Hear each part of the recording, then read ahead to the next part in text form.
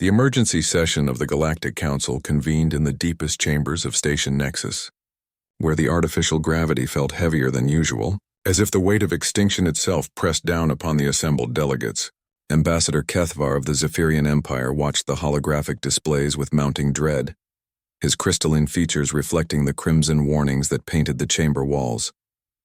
"The Devourers have consumed 17 systems in the past cycle," announced High Chancellor Vexoth, her voice carrying the tremor of someone who had witnessed the impossible. "Our combined fleets, 100,000 vessels, were obliterated in moments. They're not just destroying worlds. They're consuming the very fabric of space-time itself." The assembled representatives shifted uneasily.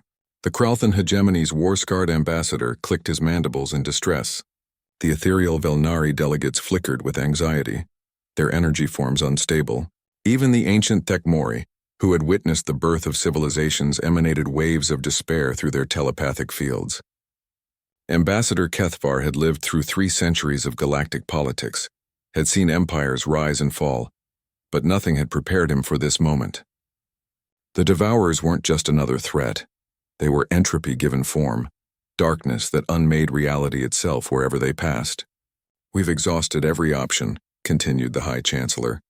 "Our most advanced technologies, our psychic weapons, our quantum destroyers, nothing even slows them down. Preliminary estimates suggest they'll reach the core worlds within 10 cycles. A heavy silence fell over the chamber. 10 cycles. That was barely enough time to evacuate a single planet, let alone the billions of souls scattered across thousands of worlds. Then from the shadows of the chamber's periphery, a voice spoke, calm, measured, and carrying an accent that made several delegates flinch involuntarily. "You haven't tried everything." All eyes turned toward the human delegation's corner, where Captain Sarah Chen sat with the relaxed posture that had unnerved alien diplomats for decades. Her dark eyes held no fear, only a calculating intensity that had earned humanity its reputation. "The humans weren't invited to this session," growled General Tokhar of the Kralthan military. "This is a matter for civilized species." Captain Chen smiled, that predatory expression that had haunted alien nightmares since humanity's first contact wars. "Civilized species," she repeated, tasting the words. "The same civilized species that are about to be extinct in 10 cycles?" High Chancellor Vexoth's voice carried forced diplomacy. "Captain Chen, while we appreciate humanity's offer, this threat is beyond conventional warfare. These entities exist partially outside our reality. They can't be fought with brute force." "Who said anything about brute force?" Chen stood, her movement fluid and precise. "Though I appreciate the assumption, it's always been your favorite excuse for keeping us out of galactic affairs." The Velnari delegate flickered with confusion. "You speak as if you have encountered these entities before." Chen's smile widened and several delegates unconsciously shifted backward. "Not these specific ones, but we've dealt with their type. You see, while you've all been building your pretty civilizations and playing politics, humanity has been doing what humanity does best, finding increasingly creative ways to kill things that seem unkillable." She activated her personal holo display, and data streams filled the chamber. The assembled delegates stared at readouts that made no sense. Impossible energy signatures, exotic matter configurations, and weapon specifications that violated several fundamental laws of physics. "This is from our encounters with the Nightmare Collective in the Void Sectors," Chen explained casually. "Reality-bending parasites that fed on conscious thought. We solved that problem with a little invention we called a consciousness bomb. It creates localized pockets of absolute mathematical certainty that reality benders can't manipulate." Ambassador Kethvar's voice came out as barely a whisper. "The void sectors, those have been quarantined for 2 millennia. Nothing could survive there." "Define survive," Chen said with a shrug. "We lost a lot of good people learning how to fight things that don't follow the rules. But we learned. We always learn." She switched to another display. "Then there were the Echo Wraiths, entities that existed in parallel dimensions and could erase timelines. We dealt with them using what we called probability cascade weapons. Basically, we made their existence mathematically impossible across all dimensional variants." The chamber erupted in horrified whispers.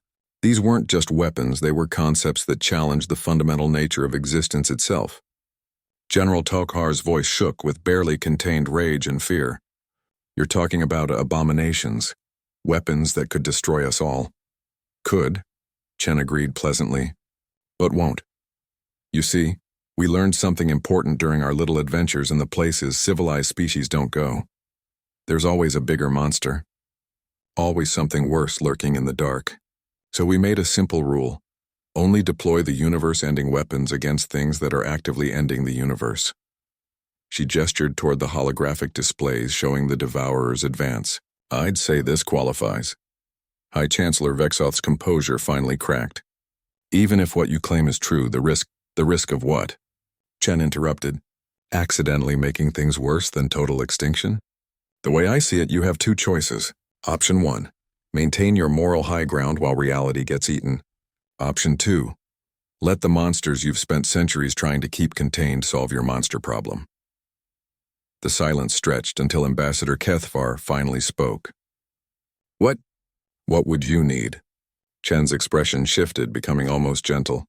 Full authorization to deploy our Pandora arsenal, access to your quantum communication networks, and for every single one of you to stay very, very far away from the engagement zone.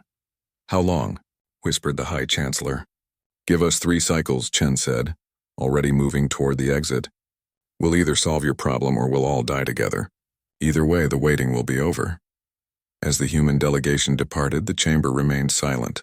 They all understood now why the galaxy had whispered humanity's name in fear for so long, not because humans were evil, but because when faced with extinction, they consistently chose options that even their enemies found terrifying. And sometimes, when the alternative was the death of everything, terrifying was exactly what the universe needed. In the depths of space, ancient human weapons began to wake from their long sleep, and reality itself held its breath.